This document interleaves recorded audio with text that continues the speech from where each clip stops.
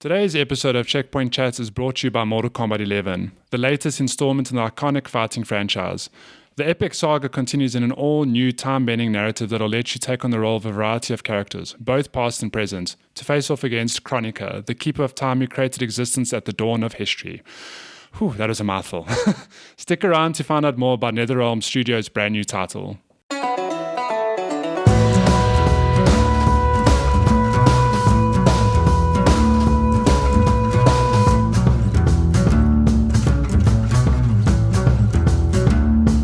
Hello, and welcome to episode 50. Holy crap. Happy birthday. Happy 50th birthday. I have no cake. Welcome to Checkpoint Chat. Yeah, there's no cake. This is really disappointing. I did try though. I know, but Princessa has to be super religious. Has to lock away their nutters. Lock them away in the holiest of holy days. Yep. So I drove past and then I was like, not at all surprised when I saw it was closed. I was like, oh yeah, it's Good Friday. What was I thinking even driving here? And they are super religious. So they're busy doing their, what is the food on Good Friday? I think it's like fish. You just can't have red meat. Yeah, I think you just eat fish, yeah. Eat that there peish. Fish is good. Eggs, yeah. They should open and just serve bacalhau. Oh man, bacalhau. My mom's not here. She would normally make bacalhau on Good Friday. She's so good. All the way in all Madeira. Oh, she's still there. Okay. She's only coming back in August. Man. So she's living the good life. Yeah, Liz, having a nice little summer holiday. Probably having some good bacalhau there. Like, oh, and probably, nutters within earshot in every direction. She sends photos like every day saying, today I'm in Funchal. There's like blue skies, people walking around enjoying life. Summer there. Though, yeah, spring going into summer. Oh man, so jealous. So no cake for us is the moral of this story. Wah. Although we did try. I tried really hard by just driving past the But we made it to 50. I'm very impressed.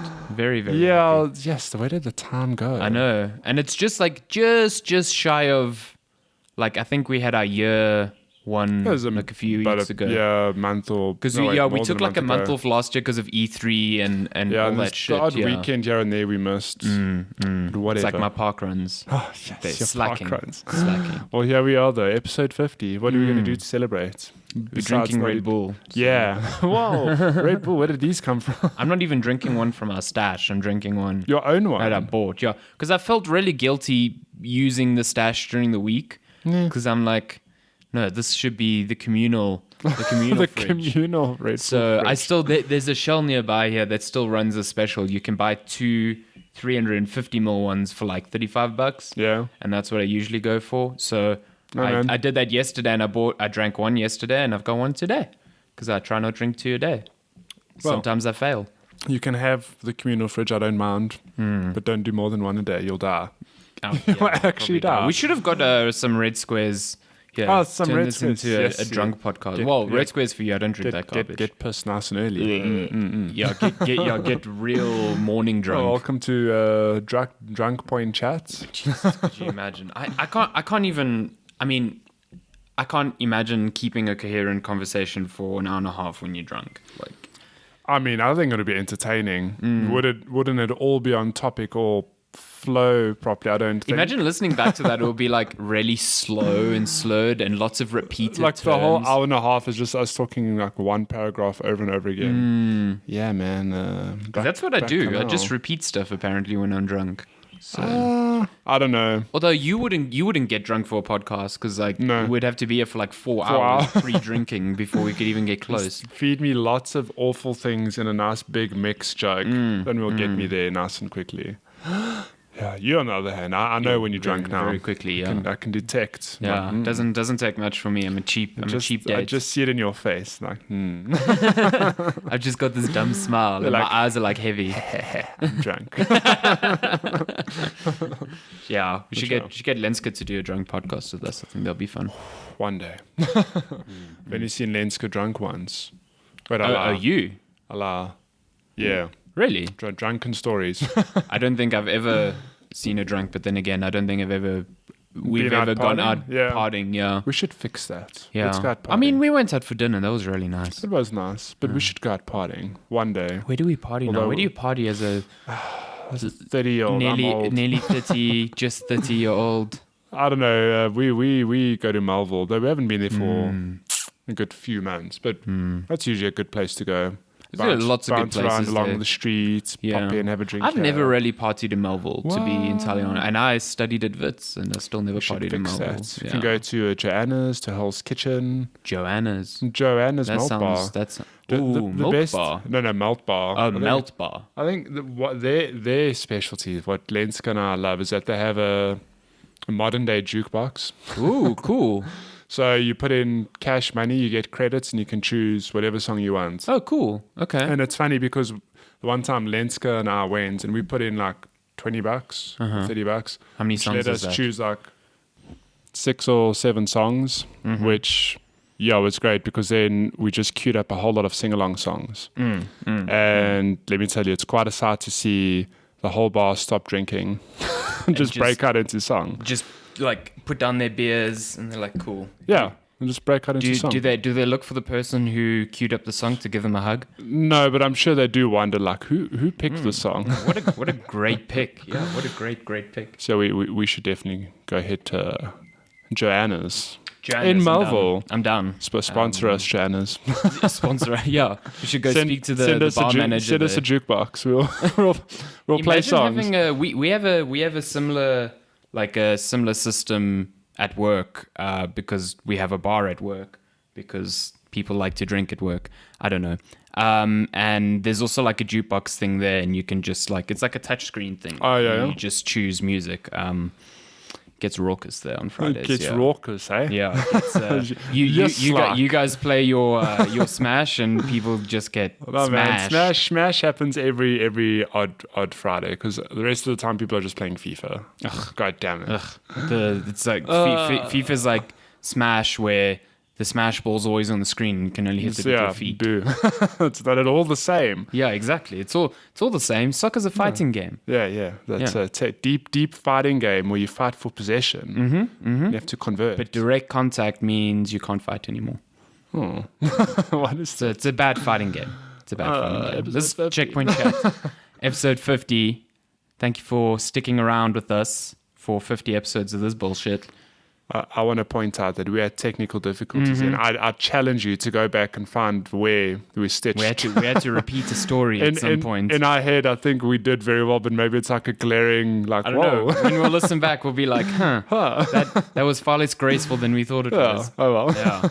Yeah. Matty's mic just decided to not work anymore, and now it's like picking up so loud. I don't know what's going on.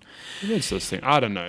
These mics are weird. Post editing, it's okay. We'll figure it out. I'm lowering it here. Like we've said for so many times, 50 episodes, still technical issues. Garbage truck on fire. Next 50 episodes where we get things right, maybe. Yeah, maybe. I don't know. Who the fuck knows? Who cares?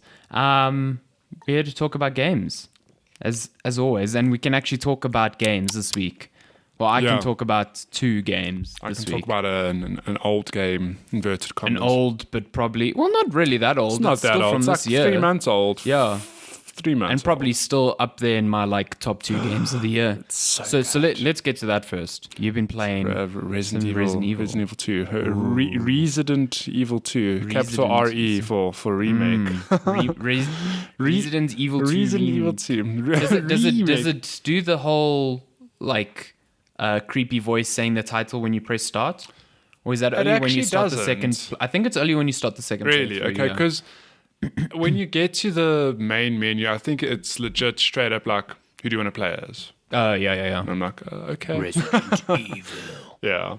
How good is that? I only noticed it when someone posted it on Twitter, but the opening cutscene is that truck driver eating that cheeseburger, whatever. Like, if you look at it really closely, they made provisions in the animation for him, like, getting food stuck in his teeth and cleaning it with his tongue. Oh, so if you look at his mouth, like he's busy chewing, and then you see this like bulge, and that's his tongue, like fixing stuff, and it's like, goddamn, wow! Why? That's so detailed, but that's amazing. But okay, it's cool. They knew they're like, someone's gonna see this and tweet it, and they're gonna just nod him like, yeah. Man, I watched the GIF that was posted on Twitter so many times. I was like, wow, it's so amazing. give that person a raise. Yeah, whoever thought of that. Yeah.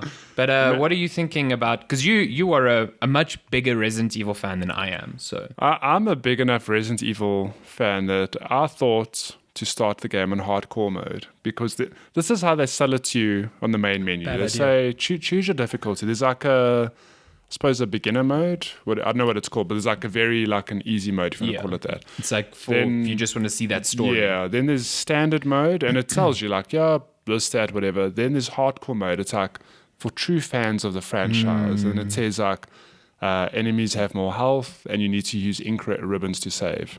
Yeah, that's immediately what put me off. I was like, nah. But I'm like, yeah, okay. I'm a big fan of Resident Evil. I've played pretty much. I actually have played every main game. Even yeah. 6. Yeah, stomached my way through 6. I'm like, yeah, let me try hardcore mode. I mean, cool, zombies have more health. I'm gonna need ink ribbons. What's the worst that could happen? Do you know that I died at the gas station? Oh, really? It's like the friggin' tutorial. To the first zombie, because he grabbed me, he chowed down. He had a And good feast. that on your boat. immediately took me down to danger, like, which is a shit ton of damage. Yeah. And then I don't know, I got cornered again and he killed me. I was like, okay. So I was like, whatever, let me just restart this, do it quickly. And I did it, but I got grabbed a couple more times in like the first half an hour. And let me tell you, those zombies do way too much damage. So it's like they do. I mean, you don't have like a health bar. You go from like okay to Caution to and danger. Yeah. So like, sorry, on hardcore, does one like grab from a zombie immediately take you to danger? No, it doesn't immediately take you to danger, but that particular instance it did. But I wonder how it works, because so in the game, when you get grabbed, sometimes you just shrug the zombie off. Sometimes you actually fall to the ground. And I wonder if falling to the ground makes you take more damage. I would assume so. Yeah, because in the gas station, I fell to the ground and he bit me, and then I pushed him off and I was in danger. But then there were other instances where I was bitten, but I was only on like caution. But okay. needless to say, I was like, okay, this is a sort of mode I'll play when I've played through the game already, and I know how the new mechanics work, how the zombies move, if they have any tricks to them. But let me tell you, I don't know if there are any tricks to them, because, yeah, those corridors I are know our good Twitter pal Omar. he's platinumed it. Yeah, he went through the ridiculous trophies on that game. He played it on a hardcore, and even he played the second playthroughs on hardcore, and even he was like, okay, this is actually It's way really harder. difficult, yeah.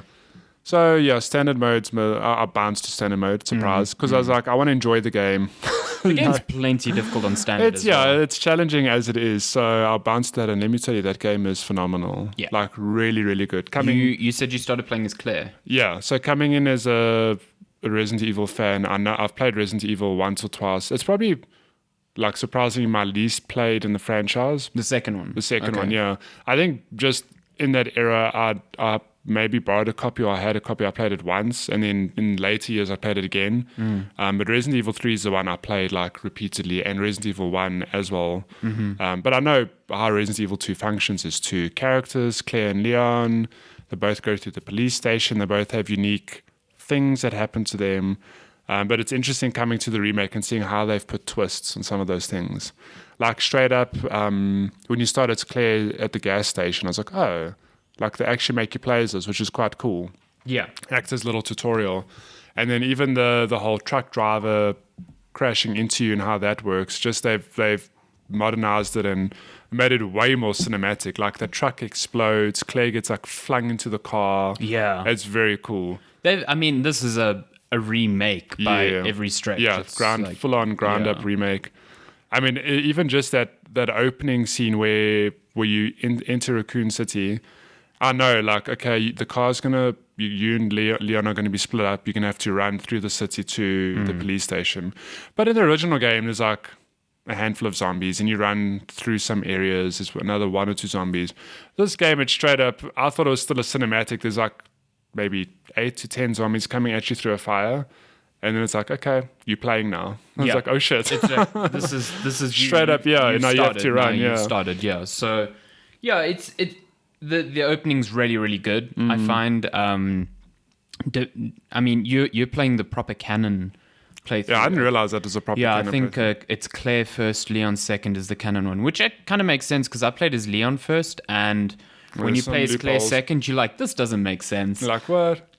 Yeah, a lot of it just doesn't make sense, but a lot of it doesn't. I mean, because of the way they do the second playthroughs, there's just things that will not make sense, and they just I mean, I Just know, roll with it, I know like- when I play with Leon, I'm still going to go through the police station. There's going to be stuff locked. And I'm like, but if Claire's in open here this, as yeah. well, then this door should be and open. also like you reface certain bosses, you like but this person got kill died. them. Yeah, exactly. So it's like you just kind of pretend You just that it go didn't with it, happen. yeah. Yeah, but it's really good because there are certain things that Are tie unique to together. each, yeah. Like you'll find objects like a scribbled note, and Leon will say something about it, and Claire will say something about it, and they'll paint the story in different ways, which is kind of interesting. I thought, I mean, because that's what it was like in the original, where you just had to suspend your disbelief, like, okay, whatever.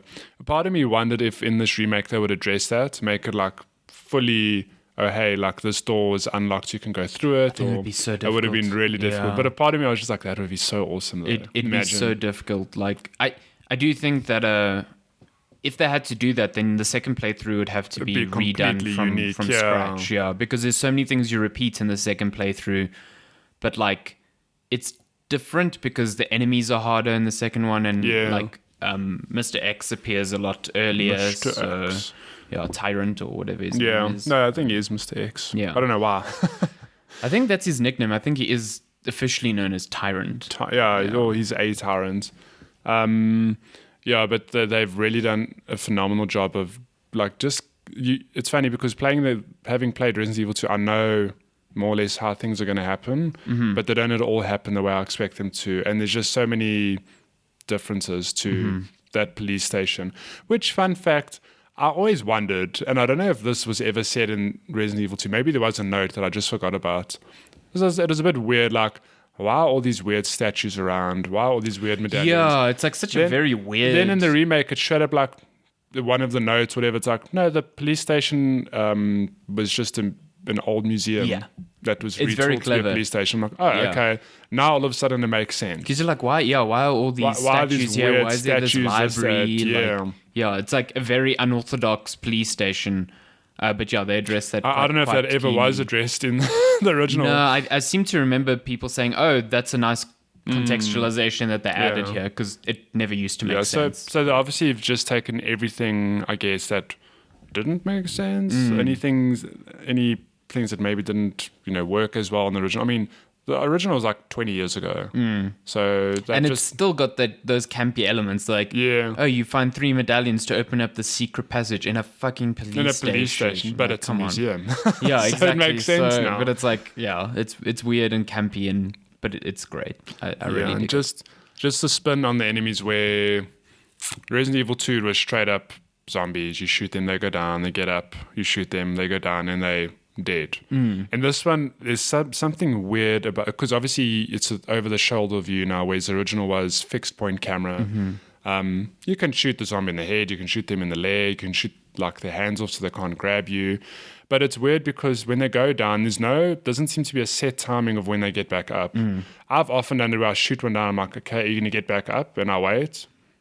And nothing happens. And like go to the next room and I walk out and this thing gets up. I'm like, Yeah. oh, God damn it. Like, why? It's very clever, yeah. Unless you see those heads explode, you never know. You never know. But yeah, and then the liquors. Oh yeah, man, those the liquors are creepy. I mean, the visuals on this game really bring the creatures to life. Like, I love the twist they put on them though, because as far as I know, in the original, the liquor was just straight up run at you and murder you. There's no Yeah. such thing as walking quietly or Yeah. running, whatever.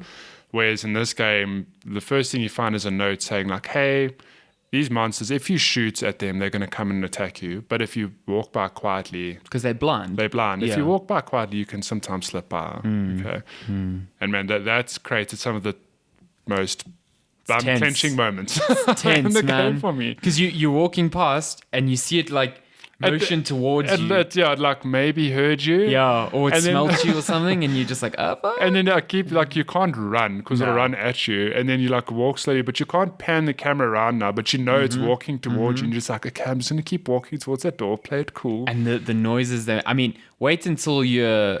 There will be moments where you're frantically running away from Mr. X, and you walk into a corridor, and as you walk into a corridor, it's There's like 2 lickers lickers, there. and you're just like, fuck. No. So you've got Mr. X I don't coming up want to. behind you. The lickers have heard you. You're just like, oh. Oh no! I mean, there was one moment there where I was genuinely surprised where I mean, a game like this, I mean, games across the board, sometimes you'll find like a way to not hack it, but like a little exploit or something.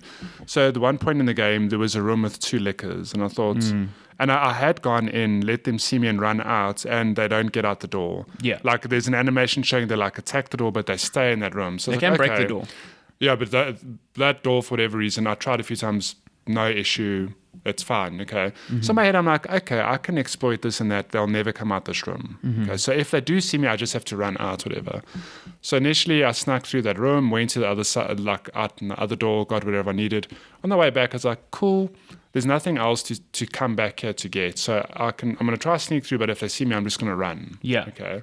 Or if I'm impatient, I'm just going to run. Because like there's a door there, I'll just sprint towards it. So that did happen. There's 2 in the room. One saw me.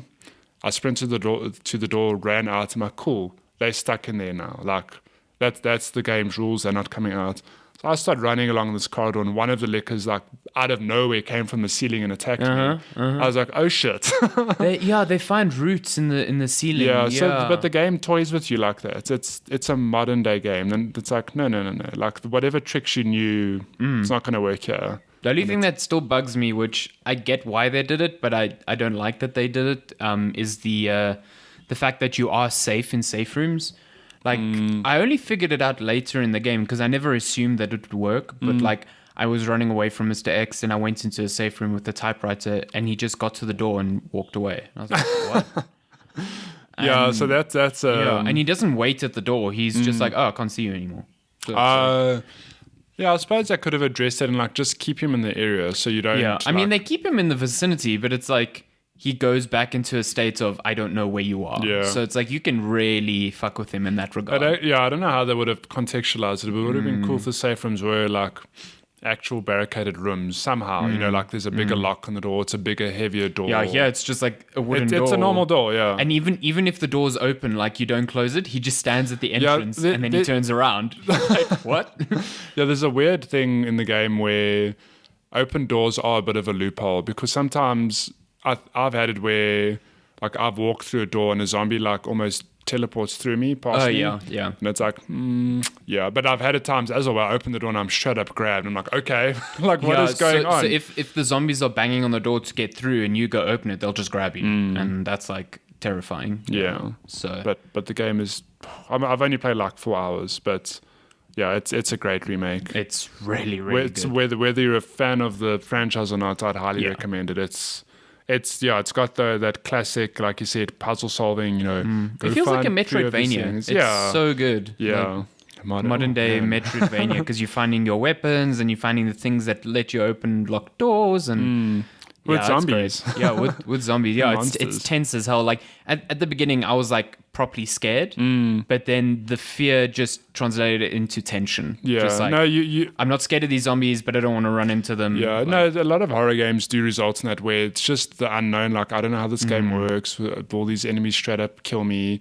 But when you figure out, you're like, yeah, I'm tense, but like, I know how to deal with these things Mr. now. X makes that game for me. Like, people find him annoying because they're like, oh, I can't explore my own pace. I'm like, That's his the point, tension though. is the point. Like, Yeah. he's not hard to circumvent, so it's not a difficulty thing, but it's like, without him, the actual police station would feel very small because you'd be racing through it very quickly. Here, you're making like small decisions. Like, Yeah. it's very good. Well, I like him a lot. Can we take a moment to address how I thought that game, the fact that you aim over the shoulder is going to make it easier because you're always just going to pop. You're always going to shoot enemies in the head and like whatever. That's, always aim for the head, whatever. But what the game does is every time you aim down sight, your reticule's like very wide. You have to give it a second or so for it to pinpoint. And it just works so well because there are times when I'm aiming like, yeah, cool, I've got time, pop off a headshot, pop off another one, and then zombie's very close, and I panic, and I don't wait long enough, and I shoot, and my bullet misses, and I'm like, oh God, and I get grabbed. It's incredibly smart, Joe. It's such a great way to balance way that. to address it. Yeah. Although I did find a pistol now that's got a laser, so headshots for life. Oh, but even then, like the aiming feels...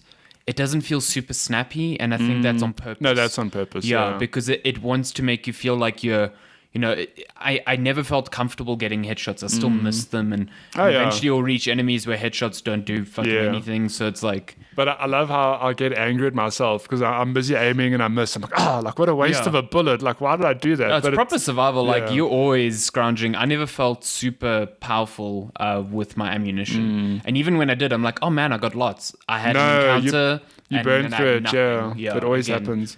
Shotgun for life, man. Shotgun and grenade launchers for life.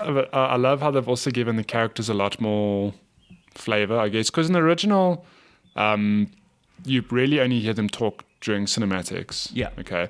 This game, though, it often happens. I'll walk into a room and there'll be like 3 zombies. And I'll myself will be like, oh, are you serious? Like, not even a second later, Claire's like, oh, are you serious? I'm like, oh, I am this person. Some of Claire's dialogue is so cheesy, though. She'll make weird complaints at these zombies. Like, are you for real? Like, after it's bitten them, like, what the fuck do you think's gonna happen? Like, but it's only because I'm the same person. In my head, I'm like, you were so far. How did you grab me? Like, are you for real? She's like, are you for real? I'm like, oh, okay, yeah. Sometimes their launching grab attacks are bullshit. Like, honestly, they will grab you from so far away. There's one zombie on the way to the police station. I don't know if you remember. Its back is facing you right by the gate. As you run into the police station, the big gate, there's one zombie there, its back's facing you. When I started in hardcore mode, it grabbed me and bit me. So when obviously I restarted, I was like, okay, I need to do a wide arc around the zombie. And it still grabbed me. And because I was streaming it, I watched the replay on Twitch. It's like, that launch is like absurd. It moves way too quickly, but I swear they variated because sometimes I'm just like, there's no way. There's actually no way you should have grabbed me. It's bullshit. It adds to it though. It's a great game. It's a great time. Good game. So, go play it. What have you been playing? So I can finally talk about Katana Zero properly. Katana Zero, which I finished almost like a week and a half ago. And you played it twice, eh? Yeah. So the embargo's up now. I played it twice because a playthrough of Katana Zero takes about 45 hours. Not bad. And then I played it through again because I wanted to see if I could make some differences in the story. So I'll get to that now. But basically what Katana Zero is a 2D side-scrolling action game that reminds me a lot of Hotline Miami. It's like you've got these small stages where one shot will kill you instantly and enemies are incredibly quick. So you have to... It's both a test of like reflexes and puzzle. Like you have to think about how you're going to navigate through the room so you don't end up with too many enemies on you at once. Also translates into a bit of a rhythm game then, doesn't it? Yes, essentially, because you're trying to keep this pace because like you don't want an enemy's patrol pattern to like get out of sync with where you're moving.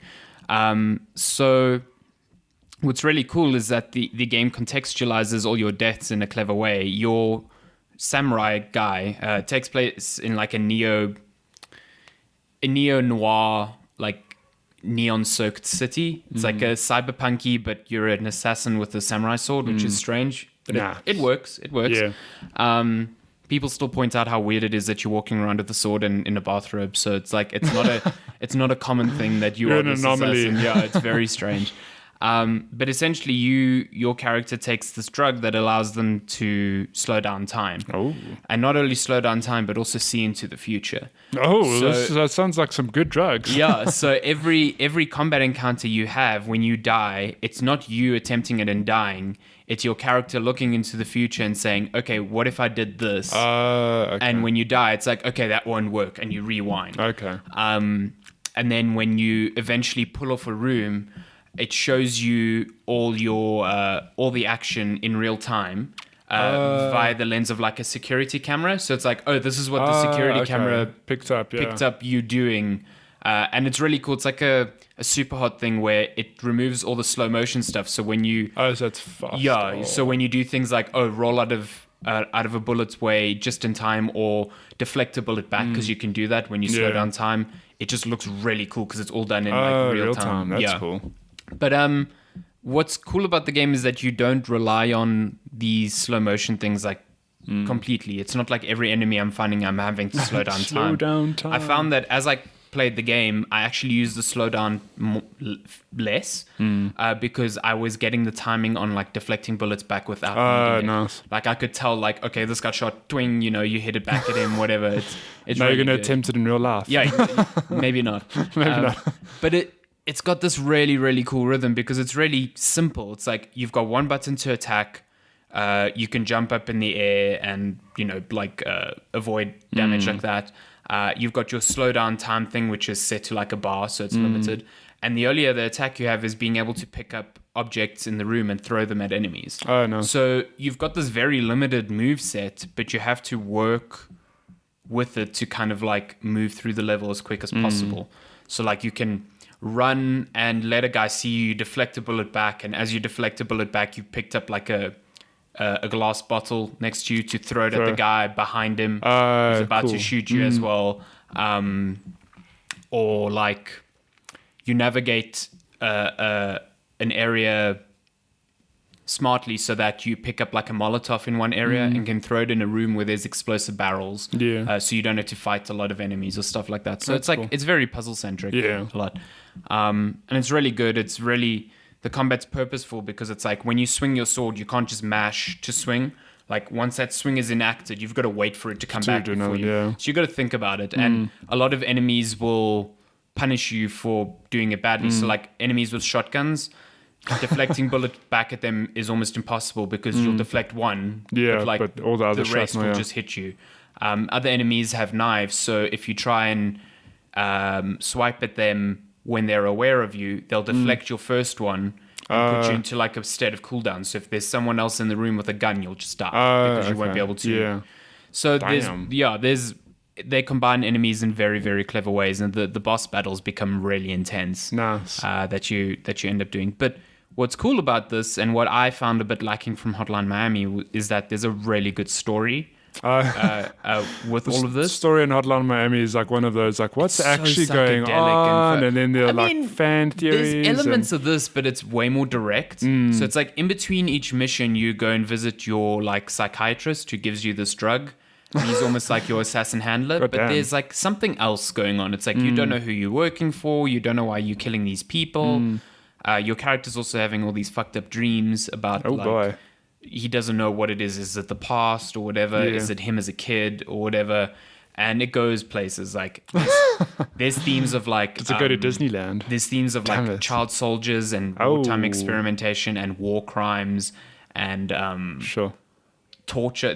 This game, even though it's pixelated, it's gorgeous, like beautiful. There's so much great detail in the animation, but there are like scenes of torture and extreme violence that Sure. unsettled me in certain ways. Like it's not like you need to prepare for yourself that it is a hectic story, and it's got some hectic scenes in it. So that's really cool, and it's helped by this really cool dialogue system where you choose responses, but you have a bar that measures when you can respond. Like, some games that time your responses, but the bar is segmented into like this area that's red and this area that is white. And the red is basically when the NPC who you're talking to is still talking and you can interrupt them. So you can, like, if you are sick of hearing what they want to say, you interrupt them. Gets the point. It's not like I just want to skip this dialogue. They will react to you interrupting their conversation. Wow. So like my handler would call me during a mission and I'd like put down the phone on them, and later on they call me and Like, you'd be wow. like, don't fucking put the phone down on me. Oh, sure. Or like during a conversation with the psychiatrist, he'd be telling me something and I'd be like, shut up, just give me the drugs. And he'd be like, no, you have to listen. And I'd be like, no, shut up. He's like, fine, whatever. So it actually, reacts really, That's really cool. well. And it affects how people evenally talk to you throughout the story. Because that explains why you did it twice. You played the game twice. Okay. There's even there's small moments where how you play out a situation can have small effects on events later on. Like there was a moment, an early mission. I'm going to a hotel and I need to get past the receptionist. So she like takes an interest in my samurai outfit and asks if I'm cosplaying.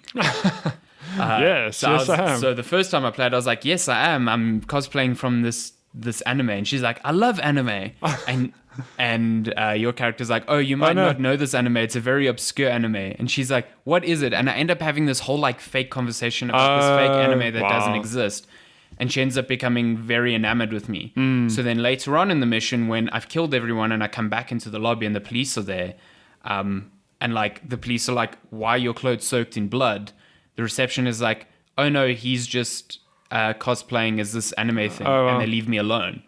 But you weren't soaked in blood when you walked in, receptionist. But the reception just leaves me. So I played that scenario again where I just was very short with the receptionist, where I was just like, let me pass, fuck you, let me pass, whatever. And when I came back later on in the mission, the receptionist was like, that's the guy, he's an asshole. And the cops actually started shooting at me. So I had a whole different like... You had to fight your way through them. Yeah. Oh, sure. So... your decisions don't have an effect on the overall like main story, but they have small little deviations, level touches, which are really, really cool. That's cool. Especially when you consider like the main plot point is your character's relationship with this little girl in the apartment block that you're living in, and how their like relationship progresses and how their like stories are actually maybe intertwined. I don't know, because the game ends on this ridiculous cliffhanger, which I really hated. Yeah, it's the thing that the one thing I disliked about the game was it feels like it's building to this climax, and you're like, okay, cool. Yeah, and the story starts getting really weird and intense, and you're like, I want to see what happens, and it ends on this bombshell, like this massive twist, and it's just like to be continued, and it just ends. Like, no. And you're like, what the fuck? And there's no. The developers haven't spoken about additional chapters or like there's a room right at the end with all these locked doors that I can't open, and I don't know why. So That's maybe weird. they'll add stuff. Yeah, maybe it's DLC or something. But it was just like a real sour thing. Like the story just got to this point, and I was like, yeah, we'll come back to this. No. And I was like, tune in to the next season of Katana. Yeah, it was confusing because there's no indication of like this is part one of a story. It's just like yeah. But what a game. That sounds awesome. That sounds like something I 4 or 5 hours to play. Really worth playing it a second time because I picked up on a lot more story beats the second time. Is it on Switch? It's only on PC and Switch. Interesting. Yeah, so it's on Switch. It's good on Switch. I played it with a controller on PC. It works fine with mouse and keyboard, but I liked it with controller. Yeah. But that on Switch will be dope. I think. Good. Yeah. You know how much it is? I think $20. 100% worth it. So worth it. Now you're making me choose between that and Cuphead. Well, what I choose for my Switch is the next game. You've played Cuphead, haven't you? Never played Cuphead. Oh, right, you don't have an Xbox. I thought you had it on like a PC. Nope. No, it's on my wish list. I've just never gotten around to buying it. Cuphead's a good time. And apparently that Switch port is good. It's good. But Katana Zero, that's a game to add to my list. Katana Zero is pretty good. To my list of games to play one day. And since we're putting this out on a Tuesday, I can chat a bit about the new SteamWorld game. Interesting. Yeah, so you've played SteamWorld Dig 2. I did, yeah. Throw everything you know about that game out the window. I know. It's not. So is this new game not a... It's not a Metroidvania dig thing? So it's called SteamWorld Quest. Yes. Hand of Gilgamesh. Yeah, so we spoke very briefly about this. Yeah. So essentially it's like it's a new game within that same universe. The whole premise is that in the world of Dig, there's a small little robot, and that robot's being told a story by like their parent about the past, like medieval SteamWorld times. So like it's robots, but you're in like knight's armor, and you've got mages and wizards, and that's awesome. They use the visual style really well. It's really neat to see these robots that look like peasants or knights or whatever. It's really cool. But the whole game is different. It's like have you played Darkest Dungeon? No. So Darkest Dungeon is like a roguelike, I think, firstly. So this isn't. This is a purely narrative experience, but it's like turn-based combat with cards. So each character in your party, you're allowed 3 characters in your party at a time, is only allowed 8 cards. And these cards are basically their moves. Okay. So all your cards are put out into a deck, and you just keep drawing every turn. And when you get to the end of your deck, it just replenishes. And you use this as so you don't have a static number of attacks you can use. It's like whatever's in your hand you can use. Sure. And some attacks generate what they call cogs, which is like your mana. And then some cards require a certain number of cogs to work. So you need to like oh, I need to do Hogs. this attack and this attack that don't cost anything, and then I can do this more powerful one with what I've earned. And then there's all sorts of like cool mechanics, like if you only allowed to play 3 cards a turn. If all 3 cards of yours for that turn are from the same character, then he does an additional move because it's like a combo. Okay. Or some cards will be like, hey, I've got an additional effect if you play this character's card before me. So the way you set up your party and the way you set up your cards to work with the people within your party is very important. Or at least it is in the beginning, because I found the game incredibly difficult at the beginning. I was losing battles really, really quickly. no. And but then I got into this weird rhythm with my party, and I feel like the game's lost a bit of its strategic So you're just edge. flying through it now? Yeah, I'm flying through it, and I only got stuck on a boss last night and had to like switch out my characters, but now I'm back to the same party because I feel comfortable with very them. strong, yeah. And I'm doing fine. So yeah, it loses a bit of that edge because like enemies have weaknesses to certain elements, so you're supposed to think about that, and you're supposed to think about how you're doing like critical damage and upgrading cards, because you can upgrade cards. But what I find is the damage differences between like a normal attack and one that targets their weakness is so small that it's not worth it. Yeah. It's not like in Persona 5, that is the crux of combat. Yeah, if you yeah, aren't you have aiming to. for character weaknesses, you will lose. You'll lose, yeah. Here it's like I'm not even like bothering to inspect enemies. It's almost like you'll just get through it faster if you pay more attention. Well, even then, I'm getting through it faster by just repeating the same kind of like rhythm over and over again. Maybe you just have the unbreakable combo. Yeah, That exactly. combo. But the balancing that sort of thing generally it's difficult. It's So really yeah, difficult. The story is this. I mean, SteamWorld Dig 2 worked because its story is like kind of hilarious. Like some of the character interactions are really funny, and that's preserved here. Like that's cool. there's certain things which are just like tongue in cheek, very very cute, but the overall like setting and its quest aren't that engaging. But the combat's really fun. I enjoy playing it, and I like that each chapter. Even sometimes within the same chapter, you end up in different areas, which are all like beautifully rendered, and there's lots of secrets to find in each area. Yeah. Like there's chests with cards that you can only find and you can't craft. You find resources to craft new cards and buy new weapons. So there's this whole RPG mechanic, and it That's cool. invites you to like explore. It's cool. I like it. I've played around like 10 hours of it now. Nice. It's pretty long. I'm only on Act 3 now. Do you know how long it is? Don't know. No. I assume Act 3 might be the last one. Okay. But I'm not About sure. 10 hours seems like a... Yeah. I mean, their previous games... SteamWorld Dig was like 10, 12 hours. No, maybe 8 hours? Yeah, I don't know, I around must about check. there. Yeah, I love SteamWorld Dig too. I Oh, mean, that so was my good. first touch points with this developer in that franchise, so I'd be keen to check out It's good. this new little twist. It's a completely different game. Yeah. So like if you didn't dig Metroidvania stuff, but you like the look of SteamWorld, then this has got the look of SteamWorld. If you like Hearthstone. You see, this is the thing. I don't dig No, I'm Hearthstone. So like immediately when I saw this, I was like, oh, You're like, great, this looks cool. And then I saw cards. I was You're like, like, no. fuck.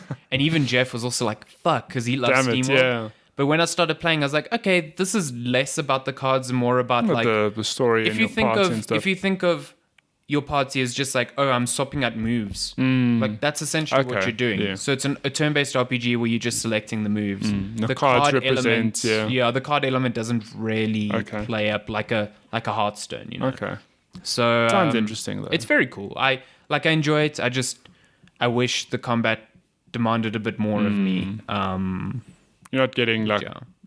It's not maybe as satisfying as you want Yeah, it to be. it was satisfying at first because I was like, shit, I'm really dying. I've got to really focus. But now it's becoming a bit boring because I'm just you're doing just the same flying thing. through it, yeah. So maybe it will change up in an interesting way, but so far it's good. Like I enjoy it, and it's great on Switch. It's a Switch exclusive, I think. Nice. So, yeah. That there's Switch. There's Switch. Which, I don't know, did you see that special this week? I don't know if it'll still be around by It the was time like you guys 4.5 listen. or But something like that. the Switch from, where was it I from? don't know. I think it was Game or Take a Lot. I'll look it up, but if it's still on special, guys, You the Switch should is going for 100%. 4,500 Rand. Just a standard grey console. It normally retails for what, 6.5 now?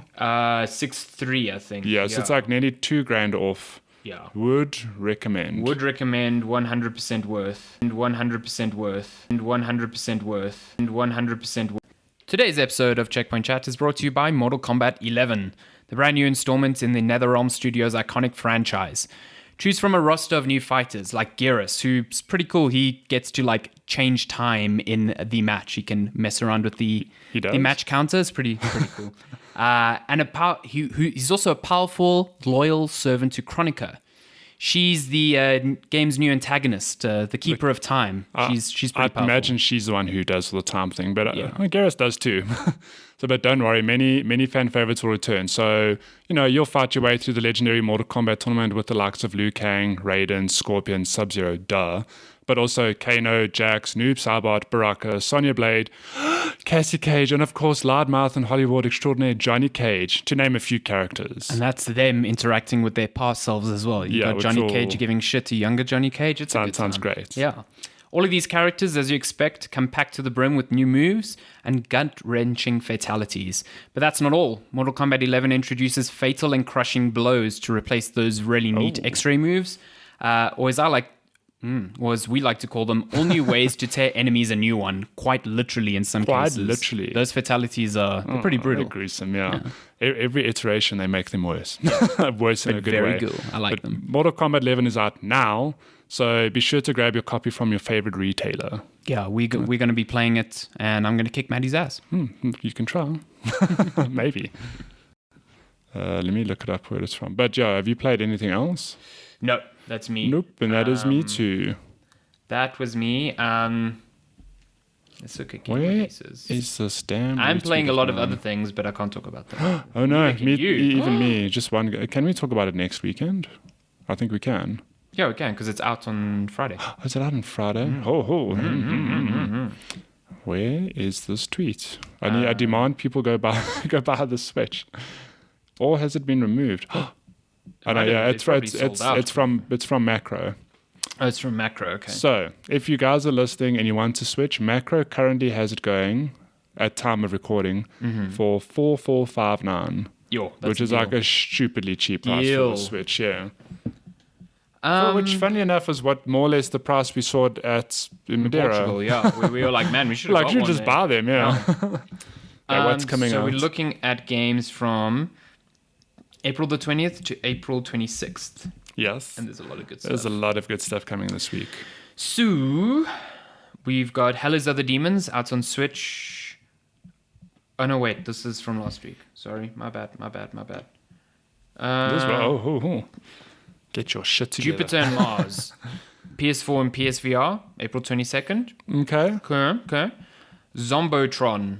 That sounds like a karaoke machine for zombies. April 22nd on PC. Zombotron. First big game of the week. Mortal Kombat 11. PC, PS4, Xbox One, and Switch. If you haven't watched what is the latest trailer? Is it just the official, not the reveal trailer, the official gameplay trailer, I guess, the one that came out yesterday. The launch trailer. So that's it. Yeah, if you haven't seen that yet, go watch it. It takes the classic Mortal Kombat movie theme, which we all know. You'll hear it, you know it. And it's remixed and goes with this new trailer. Yeah. Which has me really hyped now. Because, I don't know, I'm excited for Mortal Kombat 11, but when I watch the trailer, I was like, yeah, now I'm really excited for Mortal Kombat 11. The story looks so fun because it's so like, it's like playing with time. So you have characters, like past and present versions of characters interacting, and it just looks campy as fuck. Yeah. It's so fun. Like Johnny Cage fucking around with younger Johnny Cage is so funny. Fun fact: this episode brought to you by Mortal Kombat 11, but you'll probably already know that. Probably, yeah. We didn't have a good transition into here's a message from our sponsors. We'll find a gap. Yeah, you've probably heard by now. But yeah, I'm super stoked for. I don't like fighting games a lot, but Mortal Kombat's always. I've just enjoyed their story mode since 9 because I can play that and feel like I've got something out of that game, even though the lore was fucking ridiculous. It's also out on Switch. So I'm cool. curious to see what the port is like. There was that Switch trailer this week and it looked pretty good. Yeah, I have faith because I played Mortal Kombat 9. I remember playing it, I think, at a friend's house. We played through the whole story. Then, like a year or so later, I got it on Vita.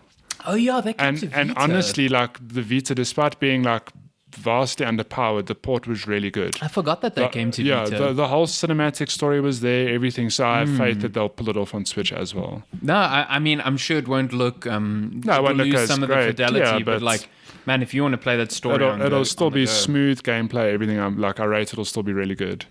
I'm down. Who's your favorite Mortal Kombat character? I don't know. I bounce between the OGs, Scorpion, Sub-Zero, Raiden, them people. I Johnny can never play Cage. as Raiden. Yeah, Raiden's tricky. Sub-Zero and Scorpion are more like, well, not more like, I suppose just easier to get into. They've got the iconic moves, which you're going to pull someone over and then uppercut them or freeze them and uppercut them, because that was what we did back in the day. But there's a lot more combos and stuff now that. I love me Scorpion. Yeah, he's good, he talks to the way I play.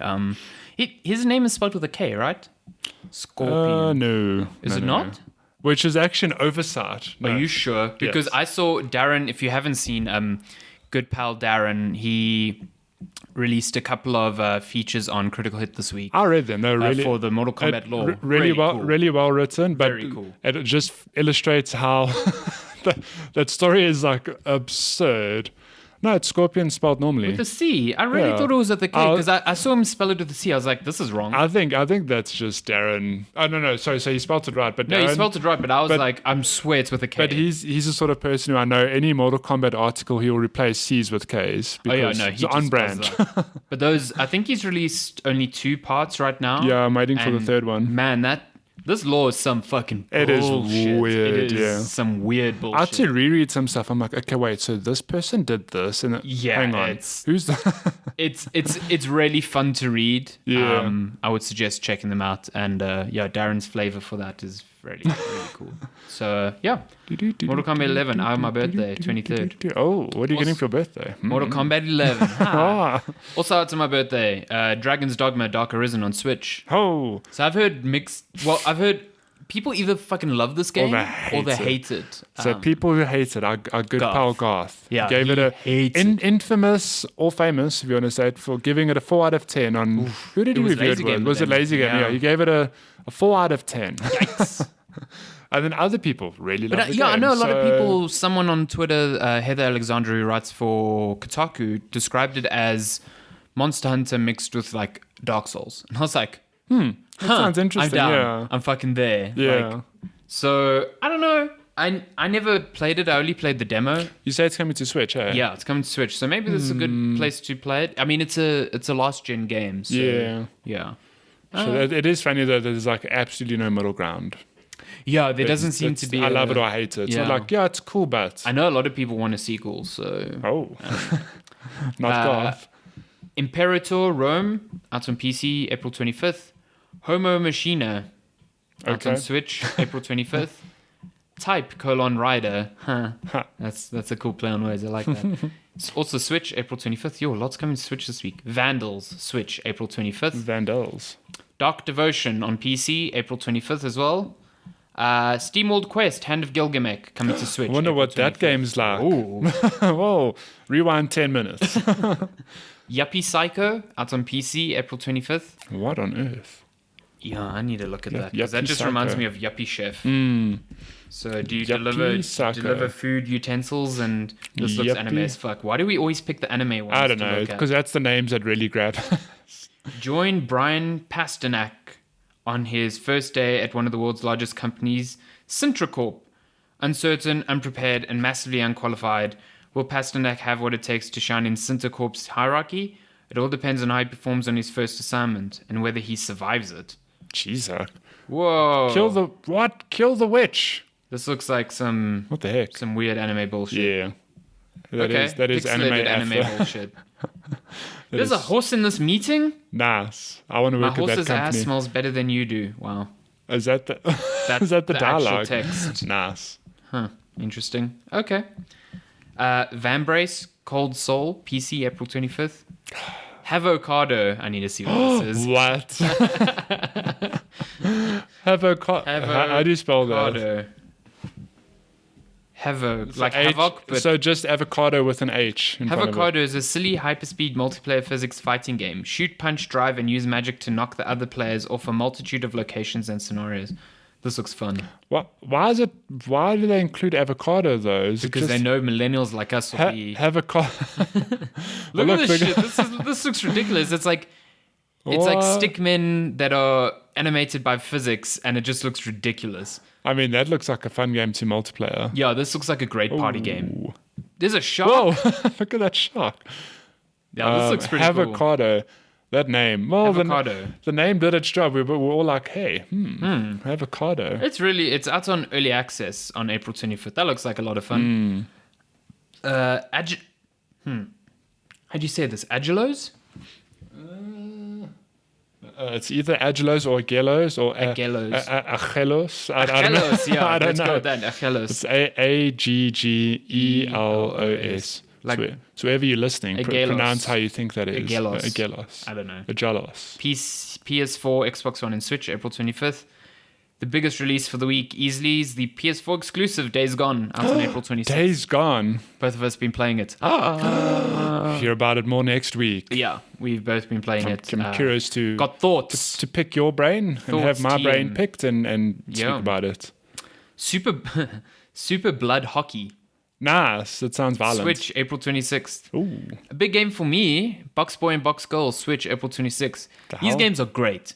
The hell's Box Boy and Box So Girl? they're puzzle platformers. Box Boy was a puzzle platform on like the 3DS. I think they were like 2 or 3 back games. in the day, okay. Man, these games are good. These games are Boy. really good. And now it's Box Boy and Box Girl, so there's co-op. It's a good time. Ooh. Great puzzle platformers. So Nice. I would 100% recommend. Stuff. That's it. Cool. Cool. That's it for the week. Busy week. That's it. Should we get to fly That their through news. Fly through some the news. biggest news of the week. Oh, Easy. PS5. Yeah, Sony just straight up decided they were going to reveal the PS5 in the most unorthodox way through an exclusive write-up with Wired. It's funny. It's like it's a reveal, but it's not like the official reveal. Yeah, it's just It's like, hey, more we're like working on it. we're working on it. Here's like a bit of a Here's teaser. a bit of specs. Yeah. So- When I first saw that article, my first immediate thought is like, it's speculation. Like, this is what we think. And it's like, no, actually, No. they interviewed Mark Cerny. It's like, oh, okay. Who's and taking over like design duties on yeah, that but again. even then, I'm like, okay, they interviewed him, but he's probably going to skirt questions. And it's like, no, he straight up gave them some insight into what did. the PS5 could be. So it's like, A lot of it was a cool. bit vague, but we got it's some vague, but tentpole still, stuff. yeah. So let's go through the big ones. So firstly, it's going to have a GPU made by AMD that's going to be on the as yet unreleased Navi architecture. Navi. N-A-V-I. Yeah, Navi Whoa, the architecture. professional team. Yes, they're sponsoring it. No, I'm joking. That's actually lucky for them. so it's a bit vague because like we don't know what that architecture does It yet. is, There's yeah. no GPUs out with it. But the one big thing that they did mention was ray tracing, hardware supported ray tracing.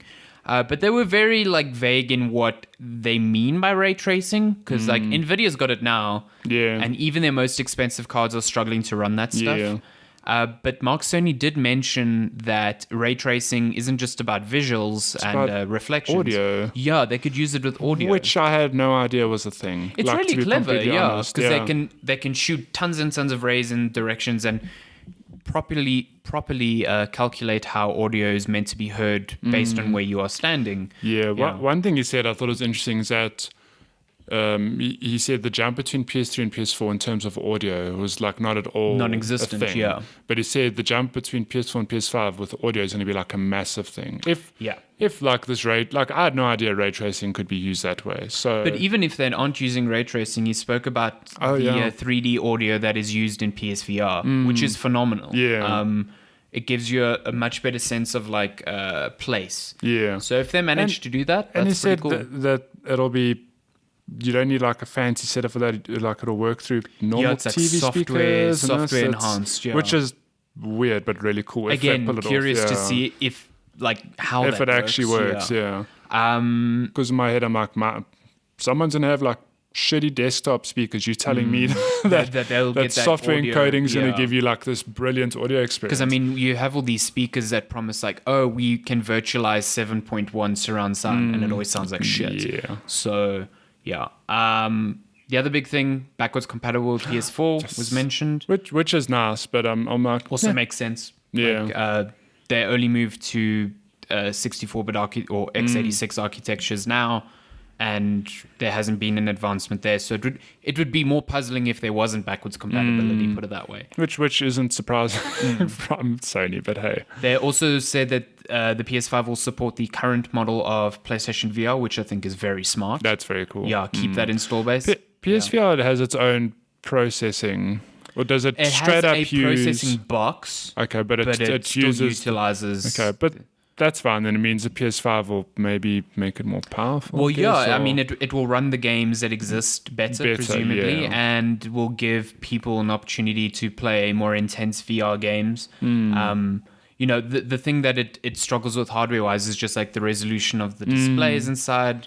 And Mark Cerny did hint that they are committed to VR. He didn't outright say there's a new headset, but they said I imagine there's going to be. I mean, he said there has to be a revision. How many sales did they say they had? I was actually 4 surprised, million. which is pretty high given that's like a niche. It's not bad. You have to have general like Oculus and shit's quite expensive. Let's say you need a powerful PC, then you need to add on your $400 for the headset. But even PSVR, you still have to have a base PS4 and add on VR. But it's still the most affordable, I think. Yes, on definitely. The market. It's the easiest to get into. 4 million is still quite high. I didn't think it would be that high, to be completely honest. Especially after the slow start. Yeah, I thought it'd be more in the region of like 2 million, let's say. Yeah, so that's where I would have guessed, yeah. So 4 million's pretty high, and last year proved that PSVR is not going anywhere. There was some killer titles that justified the purchase of the PSVR. I mean, I can now give you a list of 10 games you have to own on PSVR, so and that would justify the cost. Yeah, and I'm glad that they're making it compatible to PS5 because... Shit, if you have PSVR, you don't have to worry about like buying it now again for your PS5. Yeah, exactly. But like we say, there probably is going to be an updated version. I'm almost certain there'll be a revision, just because like even when PSVR came out, it was like bootstrapping a lot of elements from the PlayStation ecosystem that were never meant for VR. Yeah, so like the PlayStation camera and the Move controllers are not good. Yeah, like, they are fine for PSVR, but there are so many problems with tracking and drifting that I hope they revise it. And VR tech has moved to a point where it's also PSVR seems antiquated in the way you set it up. Like the new Oculus that's coming out, wireless. All its sensors are in the headset itself, so you don't need to set up cameras, which is the dream. It's awesome. So you just connect one cable and it works. And I can't imagine a PSVR successor where that isn't thought of. Like, I assume that the next PSVR will have slightly better resolution on the screen, inside-out tracking, and better motion controllers. That's it. Get rid of the things that don't work. Because currently, isn't it like a mission to set up It's a complete nightmare. It's like, you've got the processing box, so you have to connect, especially with me, I got the first revision, so I have to disconnect my HDMI from my TV, put it into the processing box because the box doesn't pass through HDR. Yeah. Then that box has to connect to the TV. Then the headset has two separate connections that connect to the box. Yeah. And then I've got to set up the camera. Then I've got to get the wireless controllers. Then I've got to get the headphones for... No. Yeah. It's too much. PSVR, there's been many an occasion where it's been very affordable. There have been a couple of specials here. And I've just not got it because I can't see myself doing that admin every time I want to play a PSVR game. Like, I love it. Like, there are games which are 100% worth it, but I also understand that a person who's not like me, who doesn't really, keep up and understand all these problems with PSVR would be very frustrated by it. Because there are issues. There's so many times I'm playing a game where the tracking will just eventually drift off center and I can't reset it, so I have to restart the game. It's no way. I understand that that's a problem, but like someone who doesn't get it, it's just like, what the fuck's going on? Yeah. So I expect a revision. PS5. The other big thing was the selling points of the console, according to Jason Schreier, who's been hearing about it for a few months, is that Sony's going to market it as the console with no load times. Mark Cerny gave an example of their new hard drives that they're putting in there. They didn't specifically say what type. But basically, they said they tested it with Spider-Man, Insomniac Spider-Man, and sometimes transitions from areas on today's hard drive technology in the PS4 takes like 18 seconds. And on this new hard drive spec, it was taking 0.8 seconds. Which is like... So the one thing he mentioned that I didn't think of was not only does this take away the frustration of loading times, this also allows developers to make bigger worlds that you can move faster through, because now they can stream in data a lot quicker. Data, Like, think about in Spider-Man, this was actually his example, like your swinging speed is capped because at a certain point, if they made it any faster, they can't load in the world quick enough. So it affects that. What I want to know is, how does this affect external storage? Because if this is a very specialized hard drive, SSD, it's going to be expensive. Firstly, expensive. Also, secondly, you can't just, right now you just plug in an external into your console to expand it. Even if you're plugging in an SSD through USB-C, it's not fast enough. No. So, which itself is quite absurd. So what my assumption is that the hard drive will be segregated to like a 200 gig portion, which almost acts as like RAM. It's like extremely fast. And the rest is used for actual storage. And then when you want to play a game, it does a small process of just transferring the game over. And maybe you can use an external as sort of like a cold storage. Like your games are downloaded, but when you want to play them, you have to transfer them over to this super fast part of the hard drive. I imagine that to me is the most logical workaround. But I mean, what size do you think the hard drive will be? Are we looking at terabytes? I would think anything under a terabyte gigs? is a problem. Yeah. I think they have to come into the market with a terabyte. Yeah, they have to, because like you've got games now like Red Dead Redemption 2 and Call of Duty are like 120 gigs. Like, and they're not going to get smaller. Especially now that they're touting 8K support. And if you're telling me that developers can make worlds bigger now because they can stream more data, it's like, well, okay. Yeah, the game's going to be bigger. Games are going to be massive. Yeah. So to me, that's the one exciting point, but also the biggest question mark I had was like, how does this work? Because if you're saying, cool, we're getting rid of load times, but every time I play a game, I have to wait for a load bar to transfer. That's a trade-off. I don't know if it's worth. So again, it's vague. So there's no real. We'll see. There were other smaller things like I said, 8K support. I highly doubt that's going to be for games. I don't know how they're going to get it. Yeah, maybe movies and stuff. But gaming, it's gonna be for movies. I mean, like I've seen some discourse on Twitter where people like even the highest end PCs they still struggle. Like, where is PlayStation coming in that they can all of a sudden like handle this? I highly doubt it. I think all they're saying is that it will upscale for 8K. So if you are one of those people who somehow has the ability to afford an 8K TV, you can rest assured that the PlayStation will upscale to that. That doesn't mean games will run anywhere near that natively. But I do think that as we get different movie standards, like having a device, a multimedia device like the PlayStation that says, yeah, cool, we can play your 8K films, that's useful. I mean, I still think it's a bit silly though, because 4K is still a bit of a niche thing. Like, it's not at all the standard yet. It's like HD years ago was like, whoa, this thing will run at 720 or 1080, and that was like a feat, Like, don't get me wrong, 4K is a thing, but it's not at all the norm for everyone. It's not the norm yet, no. And I think only in this gen it's going to start becoming a bit of the norm, because 4K TVs are becoming cheaper, and even the cheapest 4K TVs are like super feature rich. I think what this is Sony also recognizing that they dropped the ball a bit last generation with the lack of 4K support. Like, if I want to watch a 4K Blu-ray now, I can only do it on my Xbox. PlayStation doesn't support it. Oh, not at all. Not even the Pro. No, not even the Pro. It just does not support it. So, and that to me seemed like a very strange omission. So I think they're just covering their bases, saying, "Hey, if you want one device that is your multimedia, whatever, we got you. We're meeting your standard, and now we're doubling."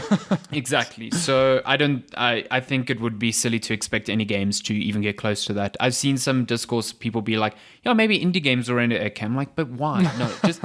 Don't expect it, and you won't be disappointed. That's funny, set your expectations. But so needless to say, it's very cool that they've now teased some stuff. We know that we obviously know it's coming, but we have a better idea of what to expect now. And one cool thing, that article was a very, very catchy line, is that they're not going for an evolution, but more of a revolution. Which is really cool. So it's like, okay, so they've got big things planned, but now let's see it.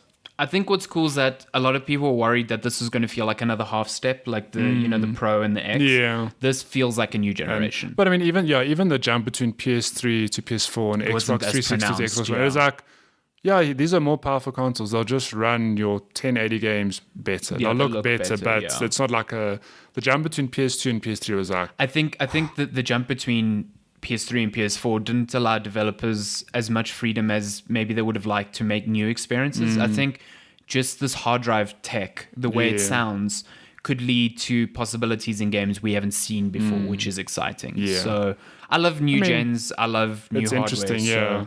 So, it's very curious that they put this out now just before the E3 that they're not attending. Yeah. Microsoft, I'm very, very excited to see what they're about to but I do mean, this is. on Microsoft's side this week, they announced the Xbox One.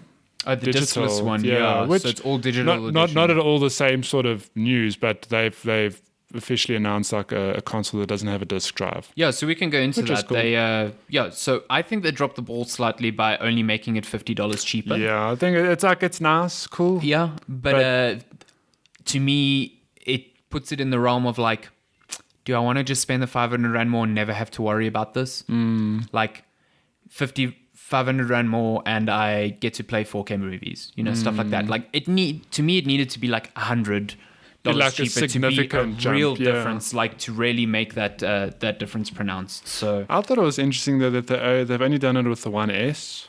yeah, not the X. Wow, like Yeah. are they saving the X for E3? Maybe like I don't know. I think they're just doing this as an end of cycle refresh, thing, yeah. and I think E3 is going to be their big Yeah, that's look at what our they new announced, consoles. yeah. But PS getting the jump on them a little bit. I Yeah. guess. Also announced during the Inside Xbox thing was a combination of Xbox Live and Game Xbox Pass, Game Pass, yeah. which is cool because the price is now just $15 per month. It makes it easier to collect one subscription. Individually they were what, $10 each. Yeah. Yeah, If, so you, it's- if you went by monthly. So what Yeah, they yeah. did was if you take the yearly cost of Xbox Live, it works out to $5 a month. Okay. So they took the yearly cost of Live and bundled it with the monthly cost of Game Pass. Okay. So you're saving a bit. Yeah. Which isn't bad though. $15 for $15 some free for that games is a month and for the not whole bad at all. Netflix of games. So yeah. I mean, Netflix alone is costing like what, $11 almost nowadays. So not bad. Notre Dame was on fire this week, Yeah. which is really sad. Ubisoft, being a French company and also having set Assassin's Creed Unity in France, they donated €500 to the restoration efforts of Notre Dame, and also Assassin's Creed Unity is up for free on PC. Not €500, 500,000. Sorry, did I say 500? My bad. 500,000. They sent a whole donated €500. Sorry, €500,000. Yeah. To the restoration efforts, and you can grab Assassin's Creed Unity for free on PC. Nice. Not a bad game now that it's been patched. Yeah. It spawned many a funny meme. Yes, yeah, back in the day. Back in the day. Anthem ran a community server and revealed that basically half of its players who bought the game have already abandoned it. And BioWare's been very quiet about changes to the game since launch, so I'm super worried about that game. Yeah, part of me wonders if that's going to be the next gen's No Man's Sky. Yeah, Where yeah. it's like, didn't meet the expectations, but like in a year from now, the dev team works very hard, gives it a refresh, and I don't know. We'll see. Yeah, if it just comes out of nowhere and it's like, hey, we've fixed this thing. I don't know. Because look where No Man's Sky is today. Like, Yeah. it's always had its hardcore fan base, but now it's welcoming more players, constant updates, big refreshes. Yeah. It's interesting to see. Star Wars Jedi Fallen Order, which we spoke about last week. It's a game about hiding in plain sight as a Jedi, but it's not going to be a stealth game. They did come out and say that this is an action game. It's not a stealth game. Don't Love the header. Yeah, it's Agent 47 just pulling out a color. It's lights. Darren is a Good job, Darren. Capcom revealed their own sort of spin on like a mini console, except it's not so mini and not so much a console. It's is it an actual arcade so it's an arcade like setup plug-in? Oh, in the shape of a fucking Capcom logo, which I find really hubris and ridiculous. it's so funny. But it's basically like 2 fight sticks and a lot of arcade buttons, and you plug it in via HDMI, and you've got a bunch of arcade games like Street Fighter and Alien vs Predator and Oh, nice. stuff like that. So it also costs like $300, which is ridiculous. Yeah, that's quite expensive. Yeah. So I love that it's a fucking cap. I love that. It's so it's been photoshopped into so many silly It's things. so dumb. I've seen it with a Cloud from Yeah, Final I was just gonna Fantasy. This say- is Buster Sword. So That's good. really good. What else? It was a weird What else? week of story stuff. Lots Mortal of Mortal Kombat stuff. Star Citizen got delayed again. Ah, what? Get out. Get out of here. Yeah, fuck that And game. Octopath Traveler's Oh coming yeah, to PC. Octopath Traveler is no longer Switch exclusive. It's coming to PC on June 7th. Haven't played it yet, but really want to. Yeah, I think if you've got the choice, still grab it on Switch because it's a Because bit more- Switch. Yeah, it's a bit more, Portable? malleable there. So, Apple is apparently spending close to $500 million on Apple Arcade, which is their subscription Damn. service for games. Basically paying developers a lot of money to bring their games to the service. So, Oh, is that a service that exists already? not yet. It's later Oh, this okay, year. there. Yeah. Okay. So what, it'll be subscription, you can access a whole lot of mobile Essentially, they're doing games. it so that paid games don't get skirted over, which is Okay. good because this is Apple fixing a problem that they helped create. Yeah. Because their app store's complete garbage. So, yeah. Do we talk about this? Sony. So apparently there was a report. The report that came out. They basically said, "Oh my god, this head! I've only realized now this head is great." Darren turned the Traveler into an Xbox while it's locked, and the main bad guy in Destiny is PlayStation. Oh, nice. Very funny. Good job again, Darren. So basically, there was a report that said that Bungie had plans to allow for not cross-platform play, Yeah. but allow you to transfer your character between platforms. Which would be Great, so nice. fucking great, because Yeah. I want to play Destiny on PC now, but I don't want to restart. And basically, Sony denied it, which they had grounds to because Bungie and Sony had a advertising agreement in place. Yeah. And Sony wanted the Destiny brand to be associated with PlayStation closely, and they basically denied Bungie this ability.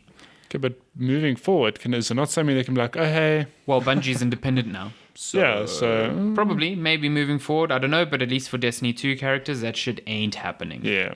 Yeah. I think that's it. Is that it? All the That's news. it. All that there news. Let's Should we get get to some of them questions. some of them questions? All of them questions. We have... If you want to send questions Yes. to Checkpoint Chat, you can hunt down Matty's tweets on Twitter. He puts really good gifts there. I do. Send us tweets on @CheckpointChat. You can also DM us. Is our handle Checkpoint Chat or Checkpoint Chat Podcast? No, it's Checkpoint Chat Okay, cool. on Twitter, yeah. It's just straight up. I'm tired today. Checkpoint Chats. The only place we Checkpoint Chat podcast is It's emails. Email, Can because- email us, checkpointchatpodcast@gmail.com. Reset that counter. whoever has checkpointchats@gmail.com, let us have it. Yeah. You can also Facebook message us if you like, facebook.com/checkpointchat. Checkpoint Chat. Okay, we have 8 questions 8. from our good pal Meg, so we're going to fly through them. Oit. Oit. It says, Matthew, how's Alessandro's gut? How's your gut doing? No update. No haven't update. gone for additional tests, but haven't been in pain. Haven't been so in pain. A-okay. Cool. Next questions. That's good news, by the way. Yeah, Please it is don't good die. news. I'm pretty happy. Since you've hit your 50th episode, where do you see yourselves by the 100th? Would Matthew be a full-time writer and left his current job?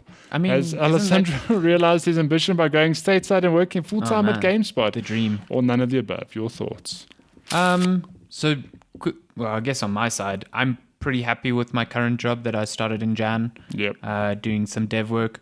I still love writing, and if given the chance to go full-time write in the States, I would greatly consider it. I don't know if I'd immediately pack my bags, but I would definitely consider Goodbye, Felicia. because there's a lot of problems. Yeah. Like, as much as that is like dream job material, I know that writers there are severely underpaid and Yep. also live in one of the most expensive cities in the world, San And Francisco. also, it's not a small thing to just pack up your life, leave everything behind. Yes. So pretty happy with that freelance life right now. But if given the chance, I'd greatly consider. Yeah, I'd consider it. Where do I see myself in another 50 episodes?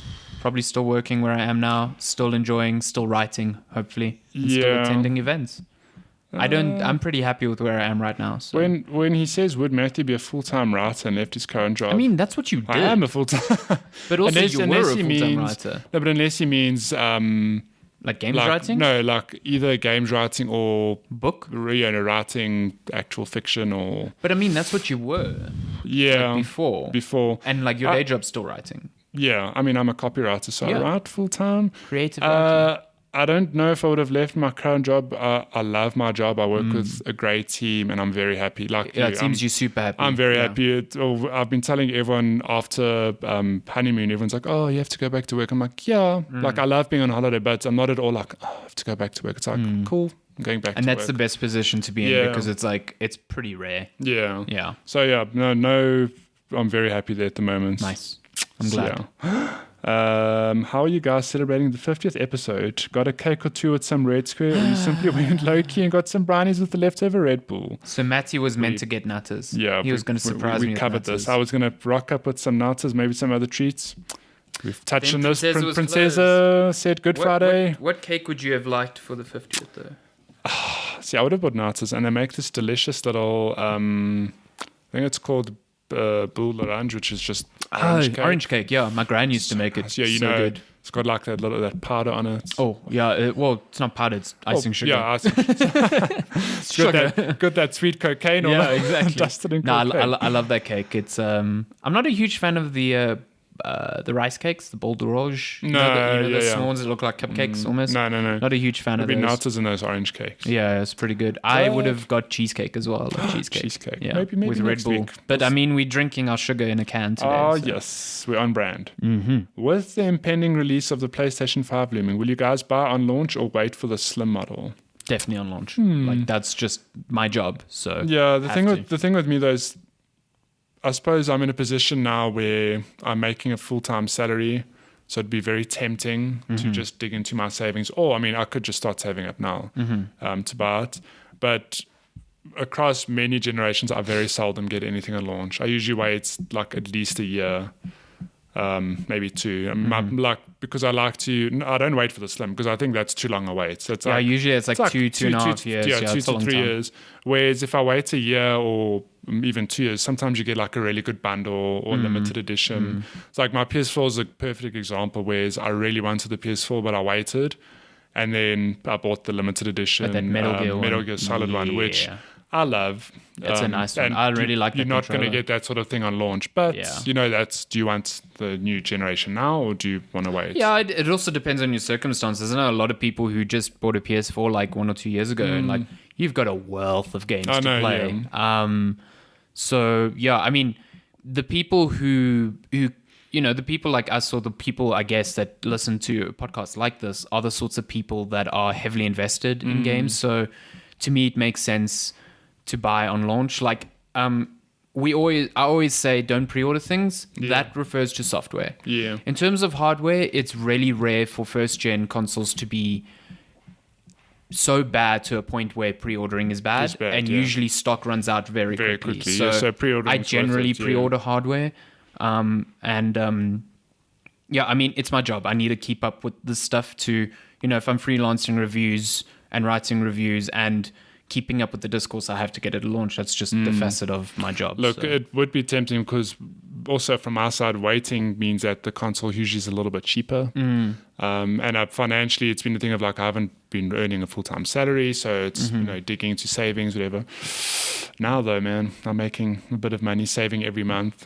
It's very tempting. I don't know. I honestly don't know what I'll do when it launches. If I'll wait or. I mean, you've got a lot of time. It seems pretty almost set in stone that at least Sony's one. I don't know what Xbox is going to do, but Sony's one is going to launch at the end of 2020. So Xbox is going still to launch a whole this year year. and a half. Surprise! Imagine. Imagine. What is your number one favorite piece of game merchandise or memorabilia, be it official or not? Mine is a canvas painting of Morgan Freeman that was bought years ago, and I was like, Morgan Freeman. It's Gordon Freeman. Gordon Freeman. That's pretty cool, though. Cool, yeah. I like that a lot. Yeah, so I like that blue. Just for you audio listeners, aka everyone, it is a watercolor painting. Like blue. With a nice silhouette or, I suppose, interpretation of. It looks like his pose from the Half-Life cover, 2. Yeah, but you can see it's like an artist's rendition. It's really nice. Very cool. Yeah.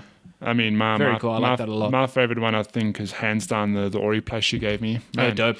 That thing is just, it's the dream. It's like my favorite game. I think it's really nice. Yeah, I was very happy. It's giant. It's so big. Yeah, it's so big. Jeez, Man, if I get the chance to go to E3 this year, which it's looking unlikely, Xbox has their store again. So, more stuff. Oh boy.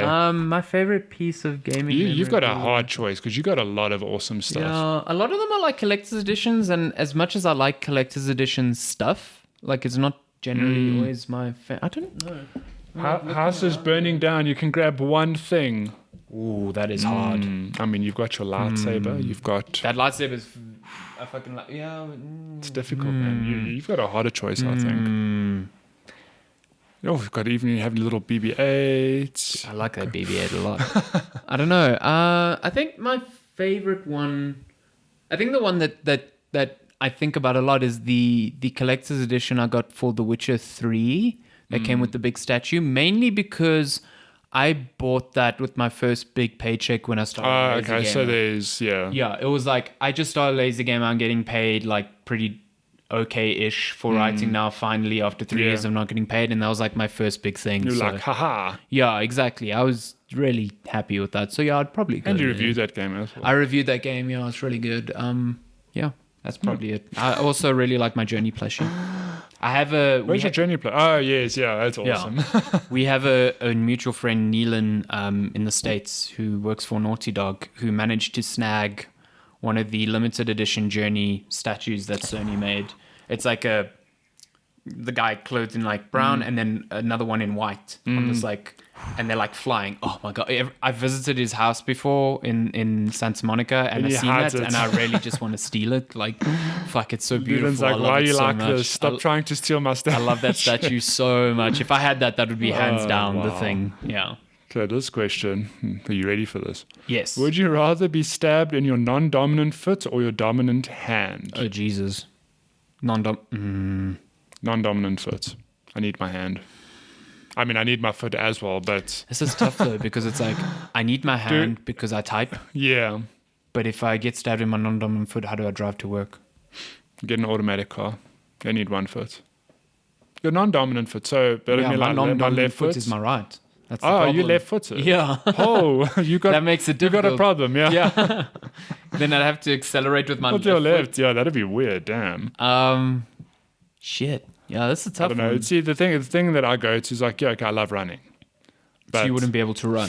wouldn't be able to run, but... Shit, yeah, I wouldn't be able to Was- like skip or gym. or do anything. But my dominant hand, I mean, I type. I'm a writer. Typewriter. Hey. Hey, and I game. So Yeah, I should. Can't. you, I mean, you can game one-handed, but you're It'll be severely, difficult. yeah. Well, it depends how severe the stab is as well. Like, Will I heal? is this a stab where it's going to damage my ligaments to the point where the affected appendage will never be 100% Same, yeah. again? I think either way you cut it, I'm still going to go, cut it. I think I'm still going to go with the foot Yeah, I think foot as well. because I think that's less detrimental to what I do daily. Yeah. Goodbye, Ron. I'll miss you so much. Yeah. Okay. But Jesus, like That's a tough hard. choice, yeah.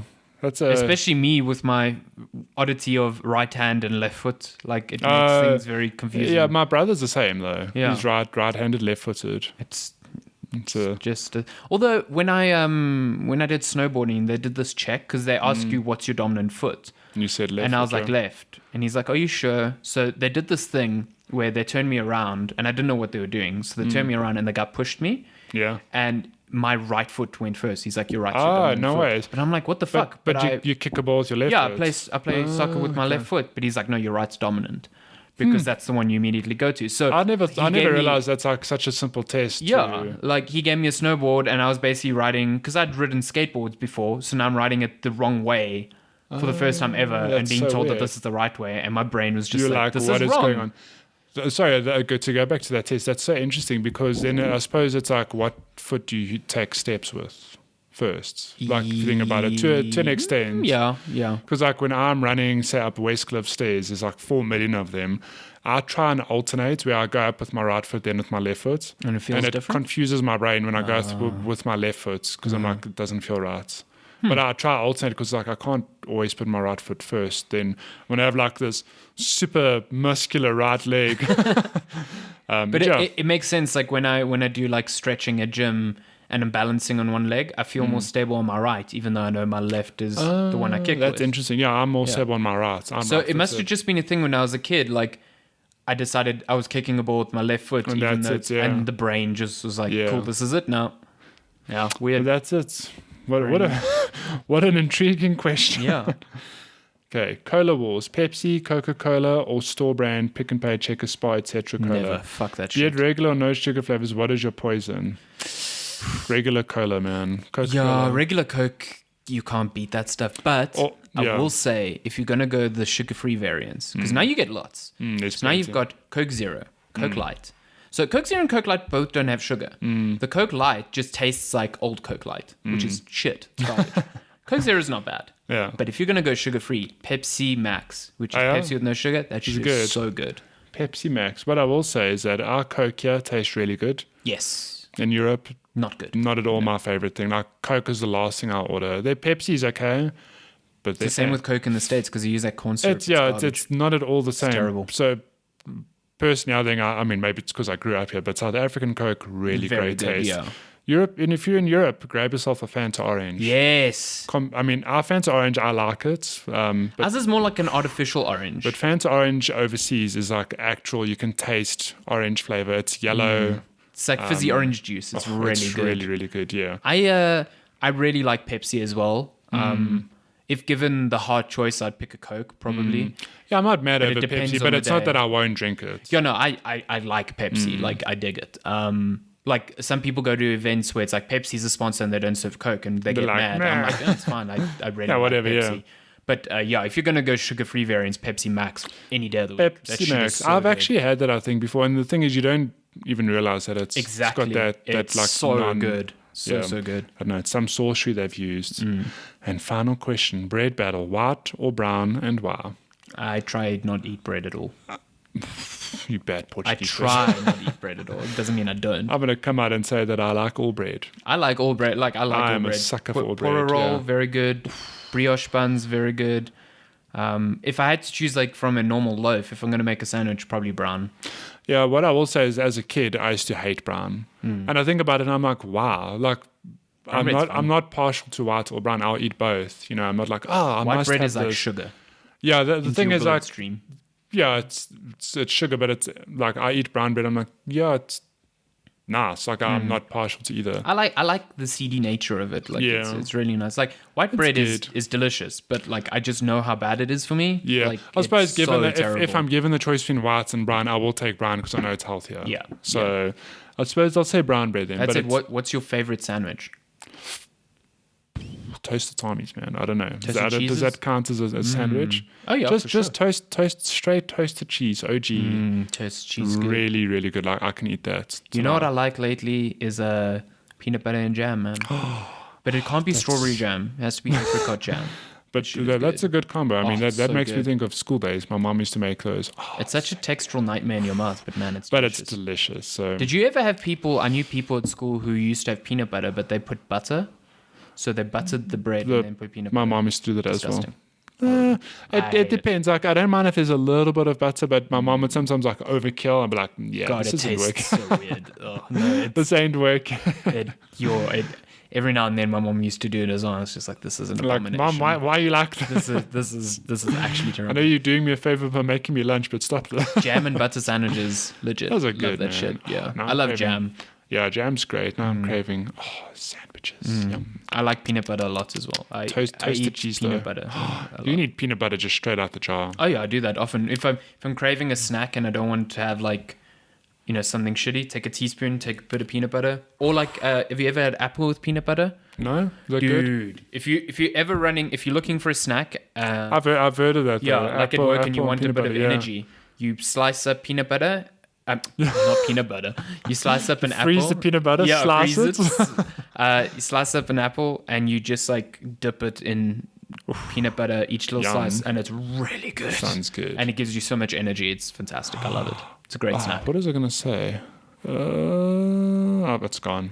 But that's it. That's all the questions. Yay! All of the questions. Hooray! Thank you for sending us questions, Megs. If you'd like to... We're in time. We're in I already time. thought we were way over. No, we're good. Oh, we're good. No. If you also want to send us questions, like what your favorite sandwich is, you can us. send them over to Checkpoint Chat on Twitter, checkpointchatpodcast@gmail.com, or facebook.com/checkpointchat. If you're a listener and you don't follow us on Twitter, Give us a follow. I need 2 of you to go give us a follow because we are 98 followers and we've been there for what feels like forever now. Please just push us over that 100 mark. Get us to 100 appreciated. followers. Yeah. How many followers have you got on Facebook? On Facebook, it's like 115. Which is Really? fine. Nice. Okay. Yeah. Okay. Okay. But we've got way more listeners. Yeah. We're averaging like in the thousands of listeners. Yeah. So you guys, So we letting us love down. you. Go follow us. Go follow show us. us the love. Go follow us. But this has been episode 50 of Checkpoint Chat. I'm very happy we got to this milestone. We made it, fam. Next one is 100. Next one's 51. Hey, Oh, okay. Next week. Hey. Hey. We're recording this on Good Friday, so I hope everyone gets through the We're weekend sending safely. good vibes to the long weekend, but Yeah. you listen to this and be back at work and miserable. Yeah, Sorry it'll probably for be on that. Tuesdays for embargo purposes Yeah. as well. So, yeah. Love you long time. But we'll see you next week, episode 51. Yes. Thanks for listening. Okay, goodbye. Bye-bye.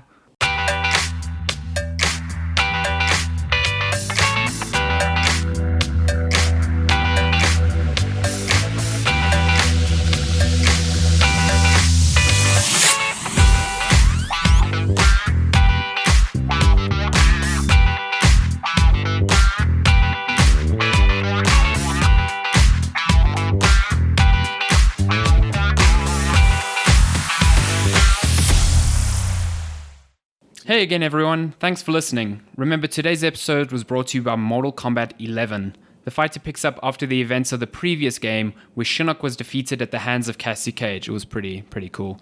But as always in the Mortal Kombat universe, a new threat looms.